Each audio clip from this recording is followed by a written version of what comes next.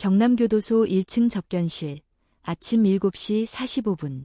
서지훈 교도관은 책상 위에 문서를 2번, 3번 반복해서 읽었다. 윤근식, 수감번호 1987, 집행 3일 전 최종 소원, 반려견 두리와의 면회 요청. 15년 차 교도관 생활 중 이런 요청은 처음이었다. 대부분은 가족 면회, 손편지, 마지막 담배 한 개비 따위였다. 하지만 계란이. 그것도 이름까지 정확히 기재되어 있었다. 두리. 지우는 중얼이며 고개를 들었다. 형광등 아래 접견실 유리는 먼지로 흐릿했다. 그의 뇌리에 떠오른 건 단 하나였다. 이 노인은 대체 어떤 인생을 살아온 걸까? 윤근식. 나이 68세. 5년 전 백산동 일대에서 20대 남성 3명을 연쇄적으로 목 졸라 살해한 혐의로 체포됐다. 당시 언론은 그를 백산 괴물이라 불렀고 그의 눈빛을 두고 비인간적이라는 표현까지 썼다. 하지만 지훈이 기억하는 윤근식은 조용하고 고요한 노인이었다. 죄수복을 입은 그의 모습은 어디서나 볼 수 있는 평범한 노인 같았고 목소리는 낮고 느리며 감정을 드러내지 않았다. 그런 그가 마지막 소원으로 개를 요청한 것이다. 서 교도관님. 동료 교도관 김재철이 문을 두드렸다. 확인하셨어요? 진짜 개랑 면회를 원한답니다. 그거 승인돼요? 지금 교도소장 결제 받으러 가는 중입니다. 이상한 놈이네. 3명이나 죽여놓고 마지막에 개를 찾다니.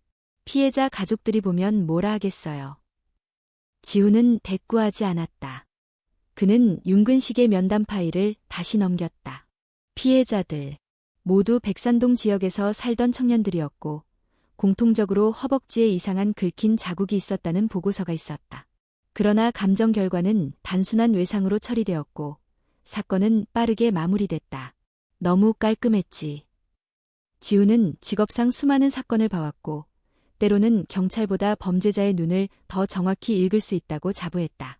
그가 기억하는 진짜 살인범들의 눈빛은 대개 불안정하거나 공격적이거나 차가웠다. 하지만 윤근식의 눈은 달랐다. 그것은 고요한 호수 같았다. 잠시 후 지훈은 윤근식의 독방문을 두드렸다. 윤근식 수형자, 서지훈 교도관입니다. 안에서 조용히 움직이는 소리가 들렸고 몇 초 뒤 윤근식이 천천히 다가와 창살 너머로 그를 바라보았다. 지훈은 말없이 그를 바라보았다. 노인의 얼굴엔 주름이 깊게 파였고 눈가는 푸석푸석했다. 하지만 그 눈동자엔 여전히 설명할 수 없는 침묵의 깊이가 있었다. 당신의 마지막 소원. 확인했습니다. 둘이 맞습니까? 윤근식은 미소를 짓지도 놀라지도 않았다. 그저 가볍게 고개를 끄덕였다. 그래, 둘이 내 마지막 가족이야. 지우는 순간 어딘가 모르게 가슴이 조여드는 것을 느꼈다. 가족이라는 단어가 그렇게 절실하게 들린 건 처음이었다. 왜 개입니까? 지훈은 물었다. 윤근식은 답하지 않고 독방 한쪽 구석을 가리켰다. 그곳에는 오래된 사진 한 장이 놓여 있었다. 사진 속엔 젊은 시절의 윤근식으로 보이는 남자가 흰 강아지를 품에 안고 웃고 있었다. 사진은 발에 있었지만 그 웃음은 선명했다. 저 아이가 두리의 어머니였네. 달빛. 사람보다 훨씬 더 나를 믿어줬던 아이였지. 지훈은 아무 말 없이 고개를 끄덕였다. 그날 오후 그는 교도소장에게 특별 요청서를 제출했다. 이례적인 요청이었지만 서류는 곧 승인되었다. 그리고 다음 날 오전 10시 한 여성과 함께 등장한 검정색과 황토색이 섞인 혼혈견이 접견실로 들어왔다. 그 이름은 둘이었다. 경남교도소 접견실. 11월의 차가운 햇살이 유리창을 비쳤다. 서지훈은 손에 문서를 들고 접견실 구석에 서 있었다. 그의 옆에는 여성 한 명과 갈색과 검정색 털이 섞인 중형견 한 마리가 있었다. 이 아이가 둘이입니까? 지훈의 질문에 여성은 고개를 끄덕였다. 네, 이름은 둘이에요. 유기견 보호소에서 3년째 있었어요. 사실 다음 주면 안락사 예정이었는데 연락을 받고 급히 데려왔습니다. 지훈은 둘이를 바라보았다. 두리는 사람의 눈치를 보며 불안하게 숨을 쉬고 있었지만 동시에 어딘가 익숙한 냄새를 느낀 듯 코를 킁킁거렸다. 혹시 특별한 반응을 보인 적 있습니까? 지훈의 물음에 보호소 직원은 잠시 망설였다가 말했다. 매일 밤 똑같은 시간에 백산동 방향 창문을 보고 울어요. 처음엔 우연인 줄 알았는데 3년 내내 똑같았어요. 지훈의 손이 문서에서 멈췄다. 백산동. 바로 윤근식이 살았던 동네, 그리고 3명의 피해자가 살해된 장소였다. 그 순간 접견실 문이 열리며 윤근식이 교도관 2명과 함께 천천히 걸어 들어왔다. 수갑을 찬 손, 말라붙은 얼굴, 무표정한 눈빛. 하지만 두리는 그를 보는 순간 마치 전류가 흐르듯 몸을 떨었다. 두리야. 노인의 목소리가 떨렸다. 그 짧은 한마디에 두리는 꼬리를 흔들며 짖기 시작했다. 그것은 불안의 짖음이 아니었다. 기쁨과 환희, 오래 기다린 재회를 향한 울음이었다. 두리는 수갑을 찬 윤근식에게 달려가 그의 다리에 앞발을 올리고 얼굴을 핥았다. 순간 주변의 교도관들도 숨을 멈춘 듯 고요해졌다. 알아보는군.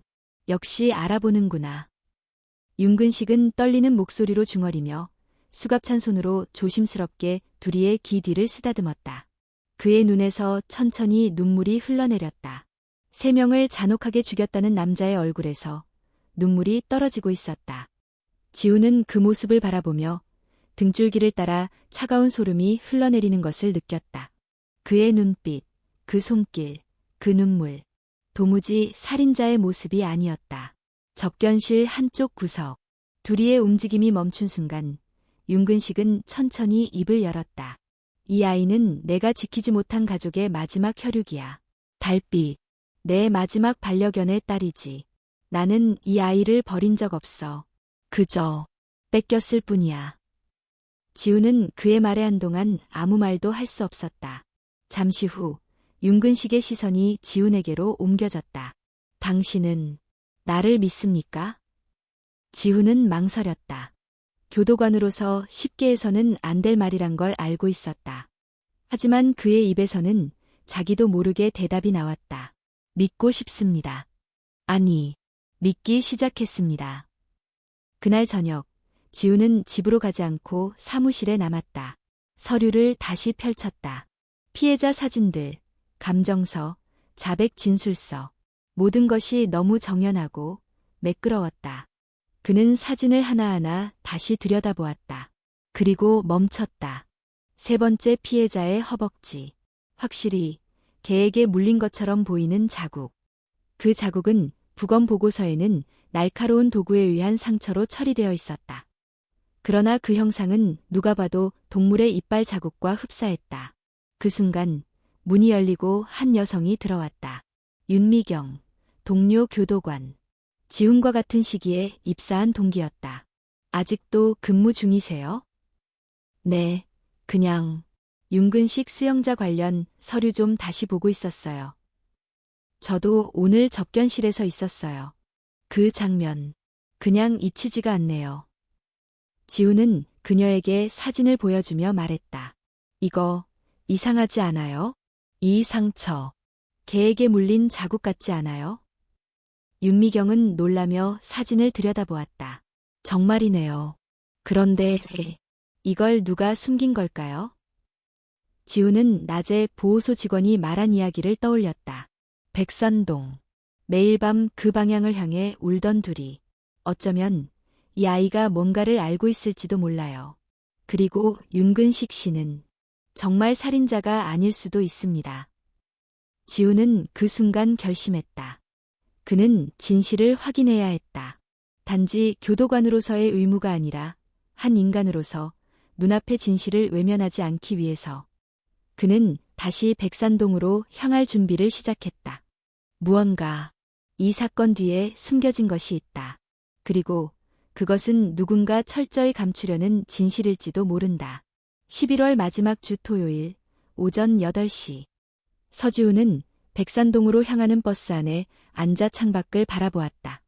날씨는 흐렸고 도로는 축축하게 젖어 있었다. 그날따라 유난히 회색빛이 도시에 내려앉아 있었다. 그는 백산동을 처음 방문하는 것이 아니었다. 5년 전 윤근식 사건이 처음 터졌을 당시 교도소 보안팀 일원으로 현장에 잠시 파견되었던 기억이 있었다. 그러나 그때와 지금은 달랐다. 그때는 단지 지시에 따른 의무였고 지금은 무언가를 확인하려는 의지였다.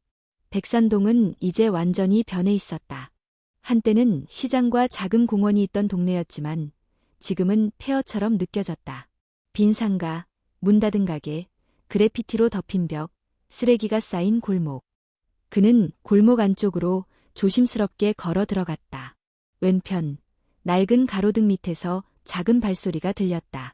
뒤돌아보자 한 여자아이가 그를 바라보고 있었다. 초등학생 정도로 보이는 여자아이는 책가방을 맨 채 그를 빤히 응시하고 있었다. 혹시 여기 사니? 지훈이 조심스럽게 물었다. 네, 왜요? 이 근처에 예전에 사건이 있었던 거 기억하니? 살인 사건이요? 엄마가 말해줬어요. 사람 셋 죽은 거. 혹시 뭔가 본 적 있니? 그 말에 아이는 잠시 망설이더니 고개를 끄덕였다. 공원에서요. 예전에 어떤 아저씨를 본 적 있어요.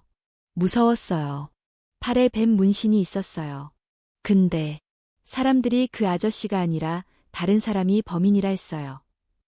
지훈의 눈이 커졌다. 그 아저씨, 혹시 그날 이후로 본 적 있니? 아니요. 근데 그날 밤개 한 마리가 계속 짖었어요. 그리고 며칠 뒤에 그 개가 없어졌어요. 지훈은 손에 쥐고 있던 수첩에 적기 시작했다. 팔에 뱀 문신, 백산공원, 목격자, 하유나, 개의 실종. 뱀 문신. 그 단어는 그가 떠올리기 싫었던 기억을 소환했다. 교도소 내부에서 비밀리에 공유되던 조직 이름. 백산회, 뱀 문양을 상징으로 쓰는 하위 조직. 약물거래, 불법 도박, 폭력. 지훈은 더 이상 우연이라 생각할 수 없었다. 그는 공원으로 발길을 옮겼다. 하유나의 안내로 도착한 백산공원은 이미 폐쇄되어 있었다.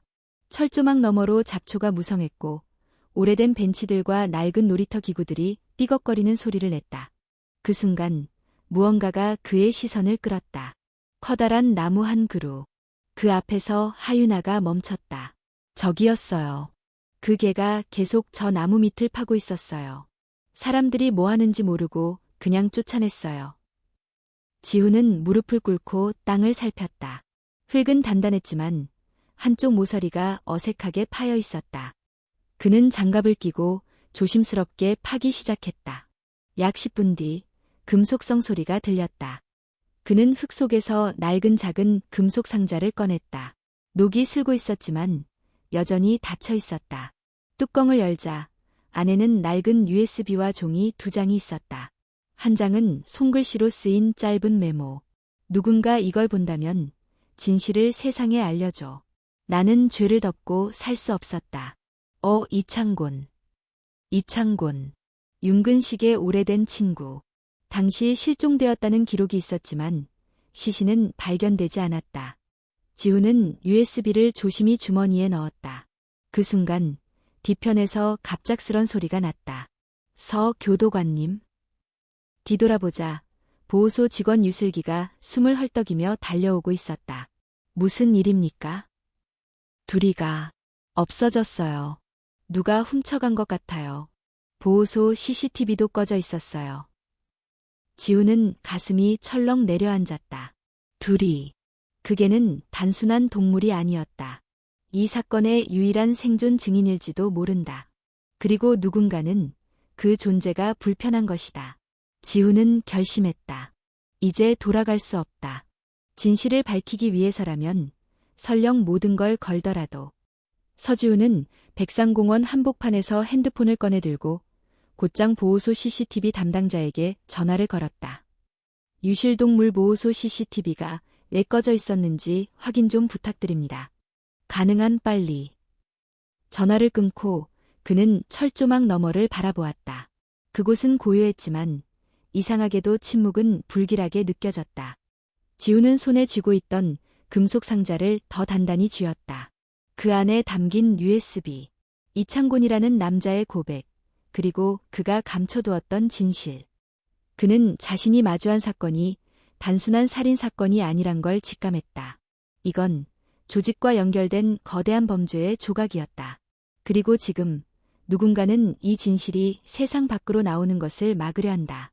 하유나. 지우는 옆에 있던 소녀를 바라보며 조심스럽게 말했다. 이야기는 당분간 아무에게도 말하면 안 돼. 너를 위해서라도. 소녀는 고개를 끄덕였지만 눈빛엔 불안이 가득했다. 지우는 그녀의 손을 가볍게 잡고 안심시키듯 웃어 보였다. 그날 저녁, 지우는 USB를 들고 오래 알고 지내던 검사, 박진우를 찾아갔다.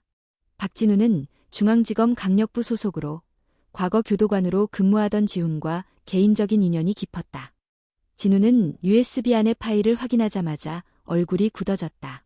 영상은 흐릿했지만 내용은 분명했다. 3명의 청년이 낯선 남성들에게 둘러싸여 폭행당하고 있었다. 남성들은 전신을 검은색으로 가리고 있었고 한 명은 왼팔에 뱀 문신이 선명하게 드러나 있었다. 그들이 사망한 뒤 시신을 차량에 실어 이동시키는 장면까지 담겨 있었다. 이게 진짜라면 윤근식은 무죄야. 진우는 낮게 말했다. 하지만 이건 그냥 증거가 아니라 조직을 건드리는 일이야. 백산회. 걔들 쉽게 물러서지 않아. 지우는 조용히 고개를 끄덕였다. 알고 있어. 하지만 이미 시작했어. 그리고 지금 누군가 우리보다 먼저 이 증거를 없애려 하고 있어. 둘이가 사라졌어. 그건 우연이 아니야. 진우는 잠시 생각에 잠겼다가 조용히 말했다. 내가 믿는 후배가 있어. 검사 강지윤. 그녀에게 이걸 맡기자. 내부에서도 누가 적인지 모르겠어. 이튿날 검사 강지윤은 서울 서부지검 비리수사전담팀에서 활동 중인 인물이었다. 그녀는 지훈이 건넨 증거를 보고 침묵하다가 입을 열었다. 교도소 내부에도 감시당하고 있을 수 있어요.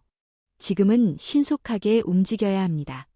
윤근식의 사형을 중단시키려면 이 증거를 공식적으로 제시할 수 있는 법적 절차를 밟아야 합니다. 시간이 많지 않아요. 지훈은 그날 밤 교도소로 돌아와 윤근식의 독방을 찾았다. 그는 조용히 앉아 있었다. 마치 모든 것을 체념한 듯. 둘이가 사라졌습니다. 지훈이 말했다. 윤근식의 눈에 처음으로 분노가 떠올랐다. 그는 무릎을 일으키고 다가왔다. 어떻게 된 겁니까? 누군가 고의로 데려간 것 같습니다. 하지만 저는 포기하지 않았습니다. 당신 말이 맞았어요. 당신은 살인범이 아닙니다. 이제부터는 제 쪽에서 도와드리겠습니다. 윤근식은 한동안 침묵하다가 천천히 고개를 끄덕였다. 둘이를 찾으면 모든 걸 말하겠습니다. 그 말은 지훈에게 있어 큰 진전이었다. 윤근식은 지금껏 묵묵히 침묵만 지켜왔고 단 한 번도 자백 외에 자신을 변호한 적이 없었다. 다음 날 보호소 CCTV 복구를 맡은 기술자에게서 연락이 왔다. 교란 신호가 감지됐습니다. 누군가 외부에서 의도적으로 CCTV를 차단했습니다. 전문적인 장비를 쓴 흔적도 있었고요. 지훈은 그 즉시 보호소 주변 CCTV를 수소문의 수배자 탐색에 들어갔다. 그 과정에서 발견된 것은 놀랍게도 조직 백산회의 하위 조직원으로 알려진 남성의 차량이 보호소 인근에 정차해 있었던 장면이었다. 지훈은 확신했다. 이 사건은 단순한 살인이 아니라 조직적 은폐다. 그리고 둘이는 단순한 반려견이 아니라 사건 현장의 목격자였다. 밤이 되자 지훈은 진우와 강지윤에게 연락을 취했다. 그들이 움직이고 있습니다. 지금부터 모든 기록은 오프라인으로, 외부와는 최소한으로 접촉해야 합니다. 그리고 그는 백상공원 앞에 다시 섰다. 가을이 지나고 겨울의 입구의 성공원은 싸늘하고 조용했다. 그는 그곳에 서서 혼잣말처럼 말했다. 둘이야. 어디에 있든 버티고 있어. 우리가 너를 찾을 거야. 이번엔 반드시 진실이 살아남게 알게. 경남교도소 밖, 밤 11시. 서지훈은 차 안에서 백상공원 방향을 바라보고 있었다. 한 손엔 커피가, 다른 손엔 윤근식의 사건 기록이 들려 있었다. 차창 밖 공기는 서늘했고 그의 안색도 무거웠다. 시간이 많지 않았다. 사형 집행일까지 정확히 일주일. USB의 내용은 강지훈 검사의 손에 들어갔고 그녀는 서울중앙지검 내부 고발 채널을 통해 공식 재심 요청을 제출했다. 하지만 그로부터 48시간이 지난 지금까지 아무런 반응이 없었다. 지훈은 이 침묵이 단순한 행정적 지연이 아니란 걸 알고 있었다. 진실을 막으려는 자들이 내부에 있다. 그는 오늘 밤 이를 확신하게 되는 사건을 마주했다. 오후 6시 40분, 지훈은 자신의 차량이 뒤따라오는 것을 느꼈다. 평소보다 조용한 도로 위에서 2번 좌회전을 해도 같은 차량이 따라붙었다. 의심을 품고 골목 안으로 들어서자 뒷차도 따라왔다. 그는 차를 세우고 트렁크에서 예비 곤봉을 꺼내 들었다. 그리고 천천히 뒤로 걸어갔다. 잠깐. 그가 말을 꺼내기도 전 뒷차에서 2명의 남성이 내렸다. 전혀 모르는 얼굴.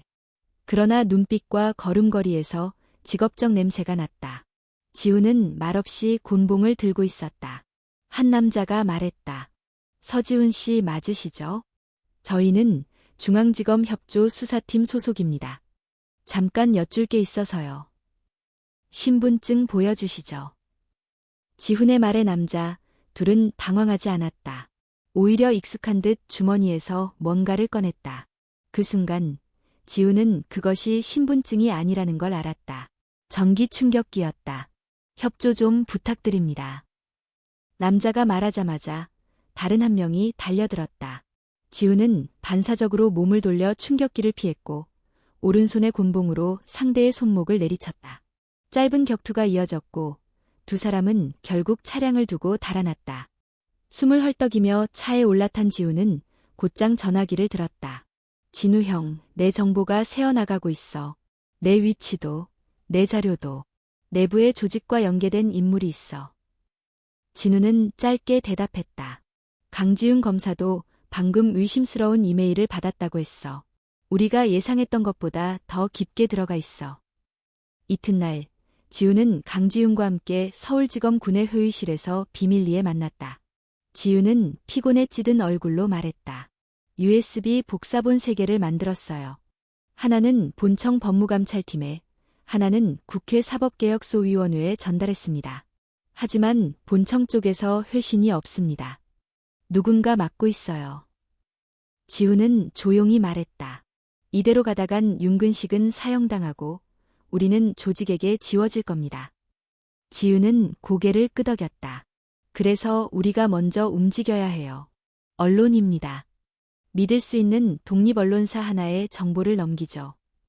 그날 밤 지훈은 다시 백상공원 근처로 향했다.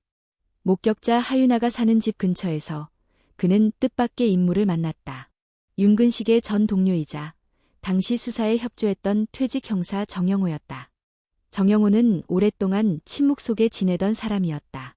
하지만 지훈이 USB 영상과 관련 내용을 보여주자 얼굴이 하얗게 질렸다. 이거 진작 알았어야 했는데. 정영호는 담배를 꺼내 문 뒤 낮은 목소리로 말했다. 5년 전 사건 당시 수사본부 내부에서도 이상하다고 말했던 사람이 있었어. 윤근식의 자백이 너무 자연스러웠다. 하지만 현장 CCTV는 초기부터 삭제됐고 목격자는 무시당했지. 에어. 윤근식이 혼자 사는 노인이었기 때문이야. 무연고자, 변호인도 국선. 사건을 깔끔하게 마무리하기 좋은 사람이었지. 지훈은 조용히 묻었다. 정 형사님, 지금이라도 도와주실 수 있습니까? 정영호는 잠시 침묵하더니 고개를 끄덕였다. 이 나이에 내가 뭘 하겠나 싶었지만 이제라도 눈 감기 전에 해야 할 일이 있는 것 같다. 그날 밤 늦게 지훈은 진우에게 전화를 걸었다. 백산회, 내부 협력자 명단을 정리해. 지금부터 우리는 보호가 아니라 공격을 시작해야 해. 그리고 그는 다시 한번 윤근식의 독방문을 두드렸다. 둘이 아직 찾지는 못했지만 실마리는 잡았습니다. 윤근식은 천천히 자리에서 일어났다. 이제 말할 때가 된 것 같소. 당신이 정말로 진실을 원한다면 이야기의 시작부터 들려주겠습니다. 경남교도소, 독방 17호. 서지훈은 문이 열리는 소리에 고개를 들었다. 윤근식은 천천히 자리에 앉았고 책상 앞에 두 손을 포갠 채 정면을 바라보았다. 침묵이 흘렀다. 몇 초가 길게 느껴졌다. 내가 말한 적 있었나? 나는 원래 건축 일을 했어. 백산동 일대가 재개발되기 전 거기서 소형주택을 직접 지어 분양했지.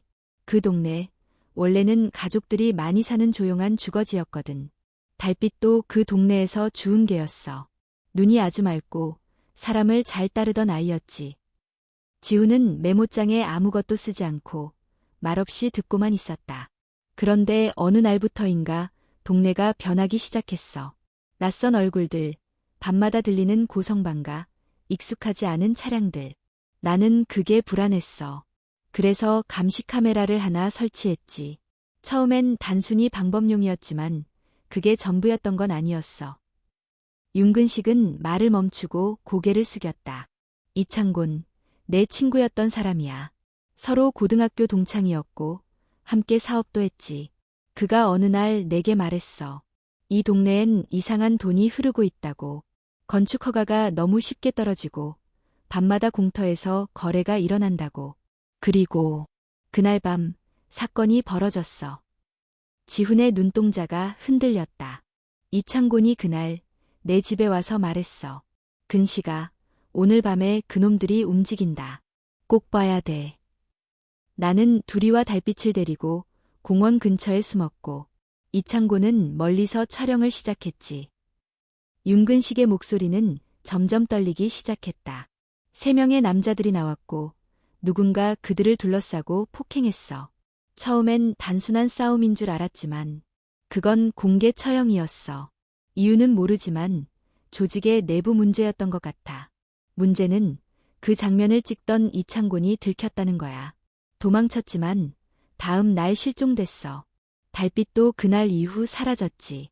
그리고 내가 그 자리에 있었다는 이유로 경찰에 체포된 거야. 지훈은 이제 이해할 수 있었다. 윤근식은 목격자였고 조직은 그를 범인으로 만들어 입을 막으려 했다.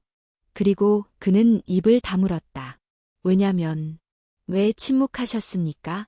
왜 진실을 말하지 않으셨습니까? 윤근식은 한참을 가만히 있다가 대답했다. 달빛이 돌아올 줄 알았어. 둘이도 언젠가 돌아올 줄 알았어. 그 애들이 살아있다는 건 누군가 아직 진실을 지키고 있다는 뜻이었거든. 지훈은 눈을 감았다. 그리고 다시 눈을 떴을 때 목소리는 굳건했다. 이제는 말해야 합니다. 둘이가 사라졌습니다. 그리고 당신의 침묵은 더 이상 아무도 지키지 못합니다. 그 순간 교도소 외부에서 연락이 들어왔다. 강지훈 검사의 목소리는 급박했다. 지훈 씨, 큰일 났습니다. 둘이가 발견됐어요. 도심 외곽, 창고 안에서요. 하지만 상태가 위중합니다. 지훈은 숨을 멈췄다. 살아 있습니까? 네, 가까스로요. 구조대가 병원으로 옮기고 있습니다. 하지만 머리에 큰 외상을 입었어요. 경찰이 구조 당시 CCTV를 확보했는데 누군가 일부러 학대하고 버린 정황이 보입니다. 지훈은 전화기를 꽉 쥐었다. 그 손엔 떨림이 있었다. 하지만 그 떨림은 분노였다. 더 이상은 기다릴 수 없었다. 강 검사님, 내일 윤근식의 재심을 청구합니다. USB, 진술, 그리고 둘이 모든 걸 총동원해서요. 다음 날 아침, 지훈은 병원을 찾았다. 둘이는 산소호흡기를 달고 있었고 몸은 붕대로 감겨 있었다. 그 곁엔 하윤아가 조용히 앉아 있었다. 이 아이, 살아있어요. 저한텐 가족이에요. 하윤아의 눈엔 눈물이 고여 있었다. 지훈은 둘이의 머리를 조심스레 쓰다듬었다. 잘 돌아왔어. 이제 우리가 너를 지켜줄게. 그 순간 둘이의 꼬리가 아주 약하게 한 번 흔들렸다. 서울중앙지방법원 형사합의부 6호 법정. 재심 청구 신청일 오전 9시. 서지훈과 강지훈 검사는 나란히 서 있었다. 그들의 손에는 USB 원본, 복사본, 그리고 윤근식의 자필 진술서가 들려 있었다. 책상 위에는 윤근식의 서명된 문서가 놓여 있었다. 이하 모든 진술은 사실이며 본인의 의지에 따른 것임을 확인합니다. 재심 청구는 일반 형사 절차보다 훨씬 까다롭고 성공률도 낮았다. 그러나 이 사건은 달랐다. 피의자의 자백이 명확히 조직에 의한 조작 가능성이 있었고 새로운 증거인 동영상 파일과 개의 학대 정황까지 더해졌다. 담당 판사는 서류를 읽던 중 손을 멈췄다. 윤근식 수영자에 대한 사형 집행은 일시 중단합니다. 본 법정은 증거의 신빙성과 사회적 중대성을 감안해 재심 개시 여부를 검토하겠습니다. 다만 정식 개시 여부는 공청회 이후 결정됩니다. 지훈은 안도의 숨을 내쉬었다. 법적으로 아직 무죄가 된 것은 아니었다. 하지만 사형 중단이라는 결정은 첫 번째 장벽이 무너졌음을 의미했다. 같은 시각 인터넷 커뮤니티와 SNS에서는 윤근식의 재심 청구와 관련된 뉴스가 속보로 올라왔다. 사형수 윤근식, 무죄 주장하며 재심 청구. 개가 지킨 진실. 5년 전 사건의 새로운 전환점. 윤근식 사건, 조작 가능성 제기. 조직 개입 정황 밝혀져. 댓글란은 순식간에 수백 개로 넘쳐났다. 살인자를 왜 또 보호하냐? 조직에 휘말린 무고한 사람이라면 그게 더 큰 문제다. 개가 증거라고? 이게 법이냐 드라마냐? 지훈은 이런 반응을 예상하고 있었다. 그는 세상이 진실을 바로 받아들이지 않을 거란 걸 잘 알고 있었다. 그날 저녁, 강지훈 검사는 한 독립 언론사와 접촉했다. 그녀는 모든 자료를 넘기며 단 한 가지를 요청했다. 이 사건을 있는 그대로 보여주세요. 누구의 편도 들지 말고 진실만요. 이틀 후 해당 언론사는 특집 보도를 시작했다. 방송의 중심에는 구조 직후의 둘이 윤근식의 독백 인터뷰 그리고 CCTV에 찍힌 학대 장면이 포함되어 있었다. 사람들이 믿지 않아도 좋아요. 하지만 저 아이는 둘이는 저를 알아봤습니다. 그리고 그날 밤도 그 아이는 모든 걸 지켜봤어요. 윤근식의 담담한 목소리는 사람들의 마음을 흔들기 시작했다. 유튜브, 트위터, 네이버 뉴스, 포털 댓글은 양극단으로 갈라졌다. 저 눈빛, 거짓말하는 사람의 표정이 아냐. 만약 저게 내 아버지였더라도 믿지 못했을 거야. 세 사람을 죽였잖아. 그 무렵 서지훈은 병원에서 다시 두리를 찾아갔다. 두리는 여전히 회복 중이었지만 하루가 다르게 상태가 나아지고 있었다. 수의사는 조용히 말했다. 기적에 가까운 회복력입니다. 정말 강한 아이예요. 머리 손상도 천천히 회복 중입니다. 지훈은 두리의 머리를 쓰다듬으며 속삭였다. 조금만 더 버텨줘. 너 하나가 이 세상의 틀을 바꿀 수 있어. 며칠 후 재심 개시 여부를 가르는 공개 청문회가 열렸다. 법정하는 언론, 일반 시민, 법조인, 그리고 피해자 유족까지 모두 참석한 상태였다. 청문회의 가장 큰 쟁점은 두 가지였다. 첫째, 윤근식의 자백이 자발적인 것이었는가. 둘째, 새로운 증거가 사건의 본질을 뒤집을 만큼 결정적인가. 검찰 측은 여전히 보수적인 태도를 보였다. 자백은 법적으로 가장 강력한 증거이며 당시 수사에 문제는 없었다고 판단합니다.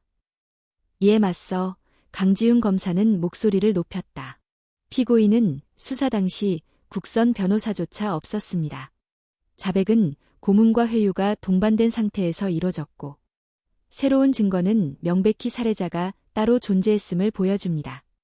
더욱이 피해자의 몸에서 발견된 개에게 물린 상처는 기존 법의학 보고서와 불일치합니다. 마지막으로 두리의 구조 당시 사진과 수의사의 감정서가 공개되었다. 그 순간 법정에 앉아있던 시민들 사이에서 웅성거림이 일었다. 윤근식은 증인석에 섰다. 그는 마이크 앞에서 한동안 아무 말도 하지 않았다. 그리고 고개를 들었다. 나는 그저 조용히 살고 싶었습니다. 하지만 침묵은 죄가 되더군요. 그 아이가, 두리가 저를 지켜줬습니다. 이제는 제가 그 아이를 위해 말할 차례입니다. 청문회가 끝난 뒤 여론은 흔들리기 시작했다. 온라인에서는 새로운 해시태그가 퍼지기 시작했다. 샵사인 두리의 증언. 삽사인 윤근식은 무고한가. 삽사인 조작된 진실. 지훈은 조용히 뉴스 알람을 꺼두고 병원 앞벤치에 앉았다. 그의 옆자리엔 하윤아가 있었다. 삼촌, 사람들이 믿어줄까요? 믿게 만들면 되지. 진실은 기다리는 게 아니라 보여주는 거야. 그 순간 병원에서 걸어나온 간호사가 달려왔다. 둘이 눈을 떴어요. 지훈은 자리에서 일어섰다. 그의 눈엔 확신이 가득했다. 이제 모든 것을 걸고 싸울 시간이었다. 서울 동부동물병원 3층 집중치료실. 둘이는 여전히 산소호흡기에 의지하고 있었지만 확실히 깨어나 있었다. 서지훈은 창밖으로 아침 햇살이 스며드는 병실을 바라보며 가만히 앉아 있었다. 간호사가 조용히 말을 건넸다. 어젯밤에도 이상한 전화가 왔어요. 둘이의 병실 위치를 묻는 익명의 남성이었어요. 전화를 끊고 병원에 신고했지만 경찰은 아직 조사 중이에요. 지훈은 고개를 끄덕였다. 누군가 아직 움직이고 있다는 거네요. 그는 그날 오후부터 병원에 사설 보안업체 인력을 배치하고 밤마다 교대로 병실을 지키기 시작했다. 둘이는 단순한 반려동물이 아니었다. 이제는 공공의 증인이었다. 같은 시각 강지훈 검사는 중앙지검 내부에서 이상한 낌새를 느끼고 있었다. 법무감찰팀에 제출한 재심 관련 서류가 어디에도 기록되지 않은 것이다. 문서 관리 담당자를 찾아가 문의했지만 그 역시 본 적 없다는 대답만 돌아왔다. 그날 밤 그녀는 조용히 서지훈에게 연락했다. 지금 검찰 내부에도 우리를 막는 누군가가 있어요. 문서가 사라졌고 서버 기록도 삭제됐습니다. 단순한 실수가 아닙니다. 지훈은 짧게 대답했다. 예상한 일이죠. 이제부터는 그들도 더 노골적으로 움직일 겁니다. 말을 마친 지훈은 호주머니에서 작은 녹음기를 꺼내 강지윤에게 건넸다. 윤근식 씨가 며칠 전 진술한 내용 정식 녹음했습니다. 이건 제 개인 장비로 따로 보관한 거예요. 사라질 일은 없을 겁니다. 다음 날 새벽 병원에서 소란이 벌어졌다. 입원 환자 보호자 복장을 한 남성이 몰래 병실로 침입하려다 붙잡힌 것이다. 그는 입구에서 신분증 검사를 받자 당황하며 도망쳤고 그 과정에서 보안요원과 신랑이 끝에 붙잡혔다.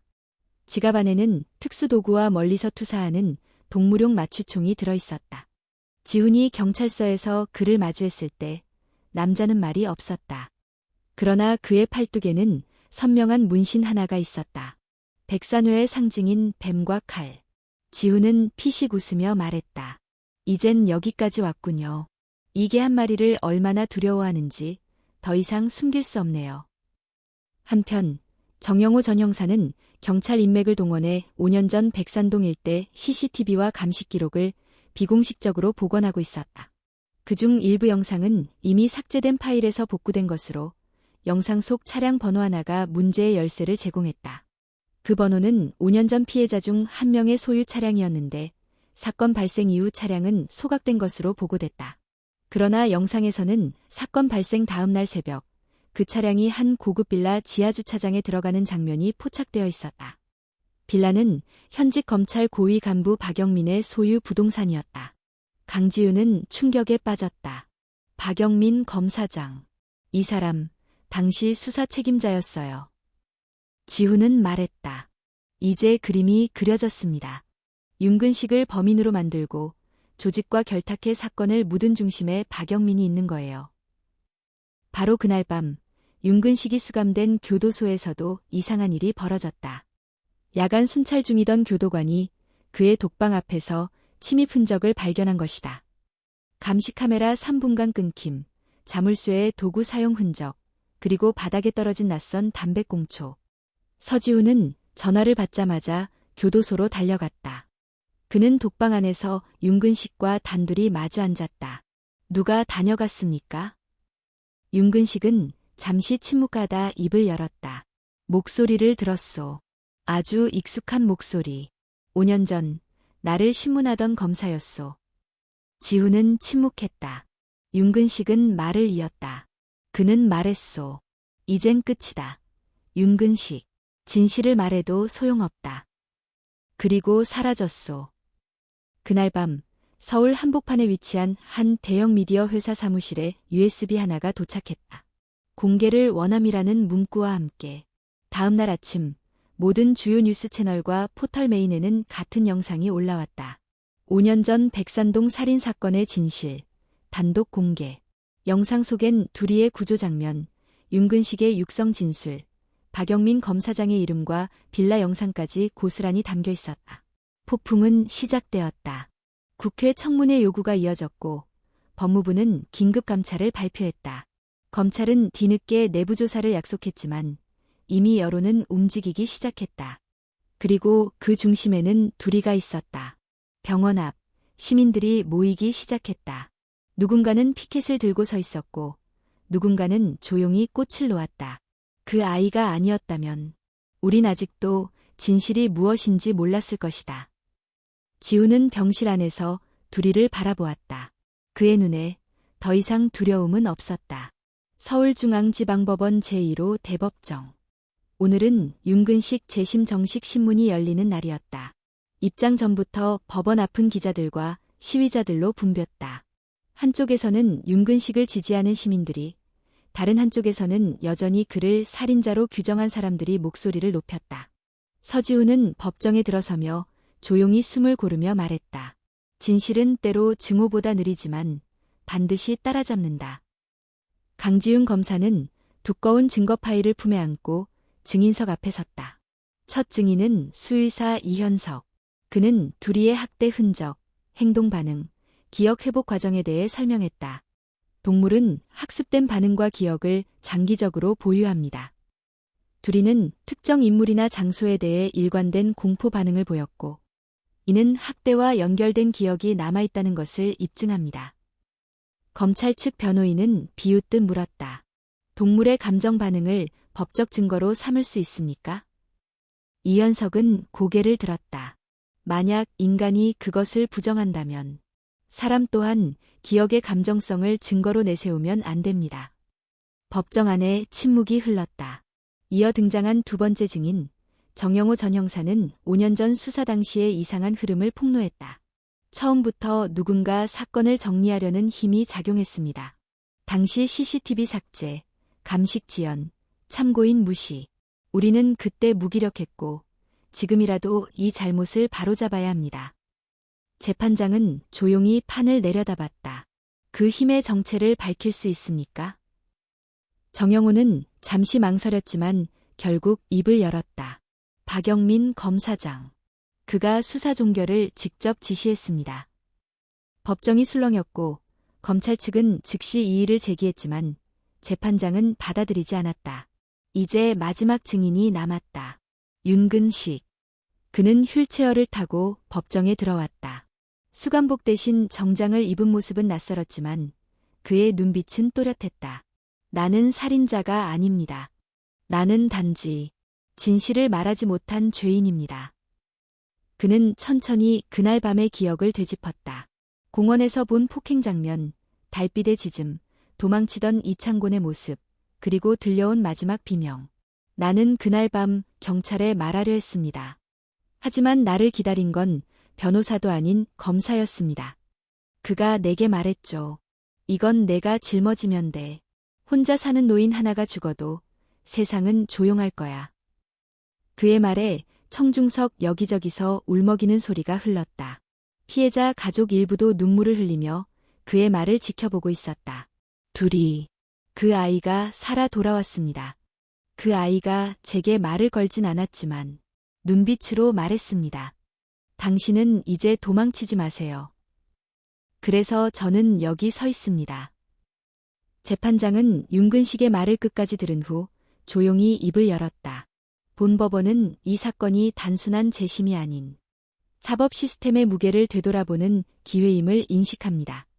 오늘 진술된 증언과 증거에 대해 충분히 검토하고 최종 선고는 일주일 뒤 발표하겠습니다.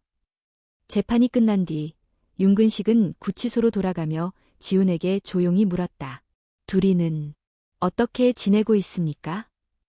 지훈은 고개를 숙이다가 미소를 지으며 대답했다. 어젯밤 꼬리를 2번 흔들었습니다. 윤근식은 그 말에 가만히 눈을 감았다.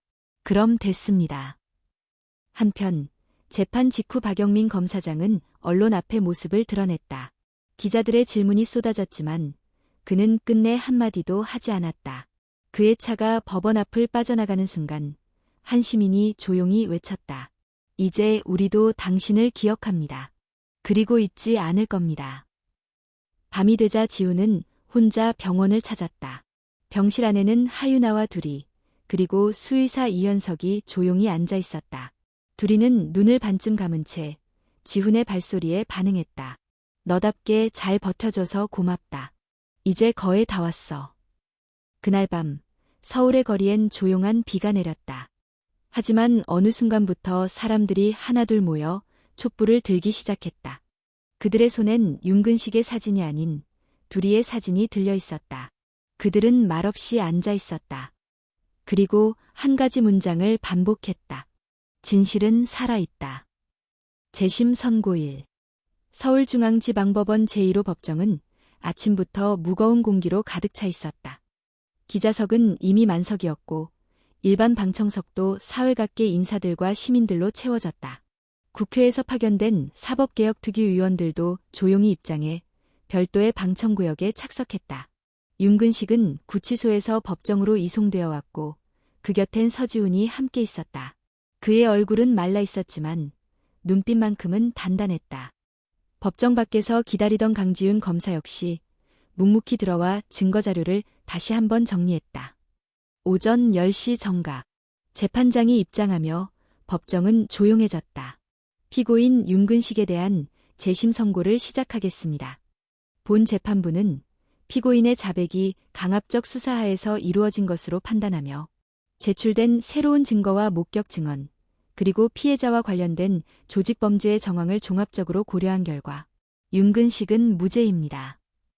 그 순간 법정 전체가 술렁였지만 아무도 큰 소리를 내지 않았다.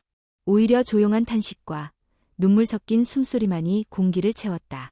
재판장은 말을 이었다. 이 사건은 단지 한 개인의 인생을 송두리째 뒤흔든 것에 그치지 않고 사법제도와 조직범죄, 언론과 권력의 유착까지 드러낸 중대한 사례였습니다. 따라서 본 법정은 대검찰청과 법무부의 전면적인 조사와 제도 개선을 요구합니다. 재판이 종료된 뒤 윤근식은 휠체어를 타고 법정을 나섰다. 밖에서는 이미 수많은 시민들이 기다리고 있었다. 박수가 이어졌지만 그는 아무 말 없이 고개만 숙일 뿐이었다. 지훈은 그를 조용히 부축했다. 이제 끝났습니다. 당신은 죄인이 아닙니다. 윤근식은 고개를 저으며 말했다. 끝이 아닙니다. 나는 죄는 없었지만 진실을 외면한 죄는 있었습니다. 그 죄는 이제부터 갚아야 합니다. 며칠 후 윤근식은 교도소에서 나와 작은 요양원에 머물게 되었다. 국가에서 제공한 보호 프로그램이었지만 그는 거절했다. 나는 다시 혼자 살아야 합니다. 그 시간 동안 내가 침묵으로 놓쳐버린 삶들을 생각해야 하니까요. 그는 다만 한 가지 소망만을 남겼다. 둘이와 하루만 조용히 걸을 수 있는 날을 주세요. 그리고 그날은 생각보다 빨리 찾아왔다. 가을 끝자락, 잔잔한 햇빛이 드리운 공원. 지훈과 하윤아, 수의사 이현석이 둘이를 데리고 요양원 앞 공원으로 찾아왔다. 둘이는 아직도 약한 몸을 이끌고 있었지만 윤근식을 알아보는 데는 단 3초면 충분했다. 꼬리가 느리게 흔들리다. 이내 전처럼 힘차게 흔들리기 시작했다. 윤근식은 휠체어에서 천천히 몸을 일으켰다. 지훈이 조심스레 부축하자 그는 비틀거리면서도 둘이 앞으로 걸어갔다. 둘이야, 오래 걸렸구나. 이제는 우리 같이 걸어도 되겠니? 둘이는 윤근식의 무릎 옆에 바짝 붙어 앉았다. 그리고 조용히 눈을 감았다. 그날 오후 그들은 아무 말 없이 공원 산책로를 따라 걸었다. 나뭇잎은 소리 없이 떨어졌고 사람들은 길을 비켜주며 그들을 지켜보았다. 며칠 뒤 윤근식은 조용히 세상을 떠났다. 요양원 침대에서 둘이가 곁에 앉아있던 그 새벽이었다. 의사는 말했다. 마지막까지 미동도 없었지만 표정은 편안했습니다. 국가는 공식적으로 사과문을 발표했다. 윤근식 씨는 무죄였습니다. 국가는 당신을 지키지 못했고 너무 늦게야 진실을 마주했습니다. 그 고통과 침묵에 고개 숙여 사과드립니다. 그의 사망 소식은 많은 이들의 마음을 무겁게 만들었고 특히 둘이가 요양원 마당을 몇 시간 동안 떠나지 않았다는 이야기는 뉴스에서 마지막으로 전해진 윤근식의 삶의 한 줄로 남았다. 하윤아는 조용히 일기를 썼다. 삼촌은 내게 말했어요. 진실은 기다리는 게 아니라 보여주는 거라고. 이제는 내가 그 말을 믿어요. 둘이도 그랬고 나도 그래요. 몇 달 후 백산동 공원 입구엔 작은 조형물이 세워졌다. 둘이와 근식, 침묵을 껐다. 그 아래엔 한 문장이 새겨져 있었다. 진실은 침묵 속에서도 살아간다.